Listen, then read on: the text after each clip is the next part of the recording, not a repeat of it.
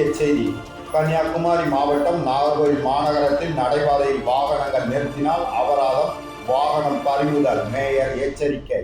கன்னியாகுமரி மாவட்டம் நாகர்கோவில் மாநகராட்சி மாமன்ற இயல்பு கூட்டம் மாநகராட்சி அலுவலக மாமன்ற கூட்ட அரங்கில் மேயர் மகேஷ் அவர்கள் தலைமையில் ஆணையாளர் நிசாந்த் கிருஷ்ணா, துணை மேயர் மேரி பென்சிலதா ஆகியோர் முன்னிலையில் நடைபெற்றது.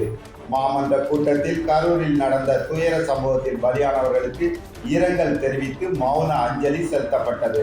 அதனைத் தொடர்ந்து கவுன்சிலர்கள் கூறியது, மாநகர பல்வேறு பகுதிகளில் அலங்கார தரைக்கற்கள் பதிக்கப்பட்ட நடைபாதைகளில் பொதுமக்களுக்கு இடையூறாக வாகனங்கள் நிறுத்தப்படுவதற்கு தீர்வு காண வேண்டும் என்று கூறினர்.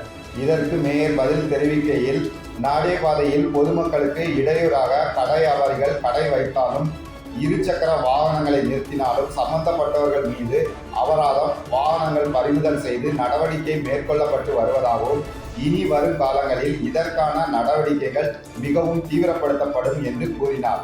மேலும் இக்கூட்டத்தில் மாநகர வளர்ச்சி பணிகள், பல்வேறு வளர்ச்சி திட்டங்கள் குறித்தும் ஆலோசிக்கப்பட்டது. கூட்டத்தில் மண்டல தலைவர்கள், மாமன்ற உறுப்பினர்கள், மாநகராட்சி அதிகாரிகள் கலந்து கொண்டனர்.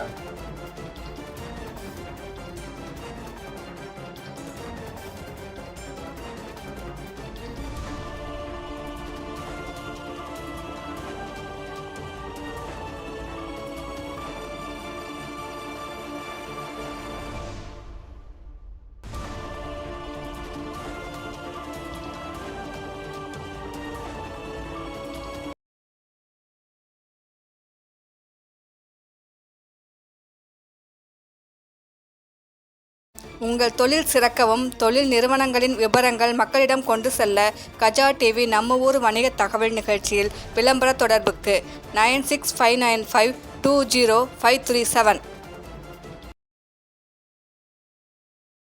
மக்கள் நலனுக்காக சேவையாற்றி வரும் கஜா டிவி தொடர்ந்து சேவையாற்ற லேப்டாப், மடிக்கணினி நன்கொடையாக வழங்கலாம்.